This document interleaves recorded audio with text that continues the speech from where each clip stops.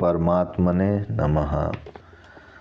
अंगुष्ठ मात्र परिमाण वाले अंतर्यामी परम पुरुष परमेश्वर सदा ही मनुष्यों के हृदय में सम्यक प्रकार से स्थित हैं और मन के स्वामी हैं तथा निर्मल हृदय और विशुद्ध मन के द्वारा ध्यान में लाए जाकर प्रत्यक्ष होते हैं। जो साधक इन पर ब्रह्म परमेश्वर को जान लेते हैं वे अमर हो जाते हैं, अर्थात सदा के लिए जन्म मरण से छूट जाते हैं, अमृत स्वरूप बन जाते हैं। यहाँ परमात्मा को अंगुष्ठ मात्र परिमाण वाला इसलिए बताया गया है कि मनुष्य का हृदय अंगूठे के नाप का होता है और वहीं परमात्मा की उपलब्धि स्थान है। ब्रह्म सूत्र में भी इस विषय पर विचार करके यही निश्चय किया गया है। उन परम पुरुष परमेश्वर के हजारों सिर, हजारों आँखें और हजारों पैर हैं, अर्थात सब अवयवों से रहित होने पर भी उनके सिर, आँख और पैर आदि सभी अंग अनंत और असंख्य हैं। वे सर्वशक्तिमान परमेश्वर समस्त जगत को सब ओर से घेर कर सर्वत्र व्याप्त हुए ही नाभि से 10 अंगुल ऊपर हृदयाकाश में स्थित हैं। वे सर्वव्यापी और महान होते हुए ही हृदय रूप एक देश में स्थित और वे अनेक विरुद्ध धर्मों के आश्रय हैं। जो अब से पहले हो चुका है, जो भविष्य में होने वाला है और जो वर्तमान काल में अन्न के द्वारा अर्थात खाद्य पदार्थों के द्वारा बढ़ रहा है, वह समस्त जगत परम पुरुष परमात्मा का ही स्वरूप है।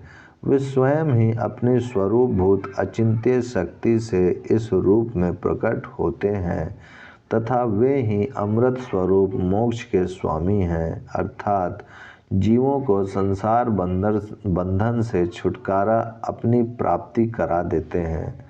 अतएव उनकी प्राप्ति की अभिलाषा साधकों को उन्हीं की शरण में जाना चाहिए। उन परमात्मा के हाथ, पैर, आँखें, सिर, मुख और कान सब जगह हैं। वे सब जगह सब शक्तियों से सब कार्य करने में समर्थ हैं। उन्होंने सभी जगह अपने भक्तों की रक्षा करने तथा उन्हें अपनी ओर खींचने के लिए हाथ बढ़ा रखा है। उनका भक्त उन्हें जहाँ चाहता है वहीं उन्हें पहुँचा हुआ पाता है। वे सब जगह सब जीवों द्वारा किए जाने वाले कर्मों को देख रहे हैं।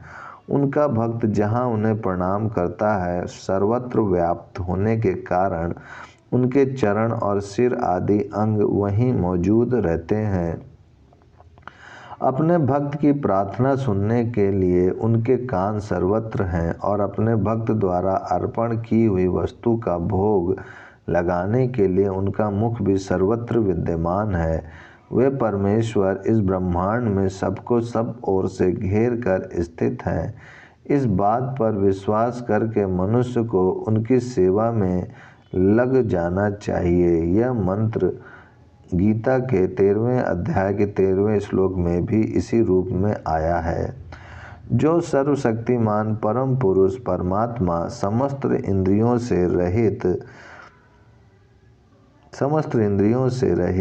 देह इंद्रिय आदि भेदों से शून्य होने पर भी समस्त इंद्रियों के विषयों को जानते हैं तथा सबके स्वामी, परम समर्थ, सबका शासन करने वाले और जीव के लिए सबसे बड़े आश्रय हैं, मनुष्य को सर्वोतभाव से उन्हीं की शरण ग्रहण करनी चाहिए।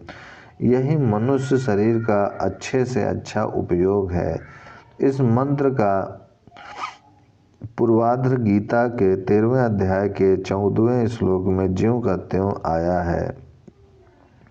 संपूर्ण स्थावर और जंगम जीवों के समुदाय रूप इस जगत को अपने वश में रखने वाले वे प्रकाशमय परमेश्वर 2 आँख, 2 कान, 2 नासिका, 1 मुख, 1 गुदा और 1 उपस्थ, इस प्रकार 9 दरवाजों वाले मनुष्य शरीर रूप नगर में अंतर्यामी रूप से स्थित है और वे ही इस बाह्य जगत में भी लीला कर रहे हैं। यूँ समझकर मन जहाँ सुगमता से स्थित हो सके वहीं उनका ध्यान करना चाहिए।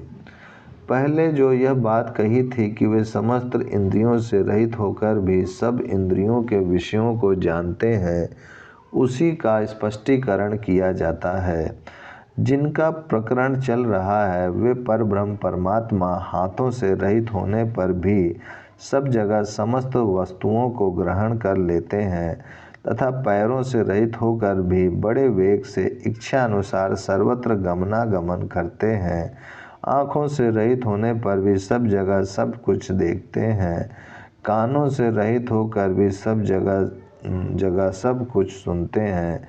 वे समस्त जानने के योग और जानने में आने वाले जड़ चेतन पदार्थों को भली भांति जानते हैं, परंतु उनको जानने वाला कोई नहीं है। जो सबको जानने वाले हैं उन्हें भला कौन जान सकता है। उनके विषय में ज्ञानी महापुरुष कहते हैं कि वे सबके आदि पुरातन महान पुरुष हैं। वे सूक्ष्म से भी अत्यंत सूक्ष्म और बड़े से भी बहुत बड़े परब्रह्म परमात्मा इस जीव की हृदय रूप गुफा में छुपे हुए हैं। सबकी रचना करने वाले उन परमेश्वर की कृपा से ही मनुष्य उन स्वार्थ के संकल्प से सर्वथा रहित अकारण कृपा करने वाले परम सुहृद परमेश्वर को और उनकी महिमा को जान सकता है। जब उन पर दयालु परम सुहृद परमेश्वर का यह साक्षात कर लेता है, तब सदा के लिए सब प्रकार के दुखों से रहित होकर परम आनंद स्वरूप परमेश्वर की प्राप्ति को हृदय से गम्य करके उस आनंद स्वरूप परमात्मा को प्राप्त कर लेता है।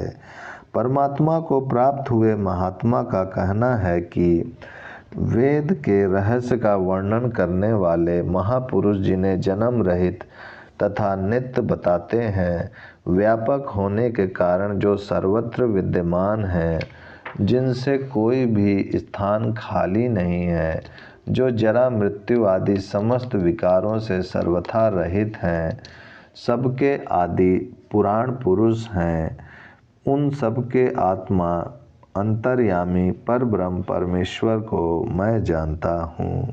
ओम शांति शांति शांति। तृतीय अध्याय समाप्त।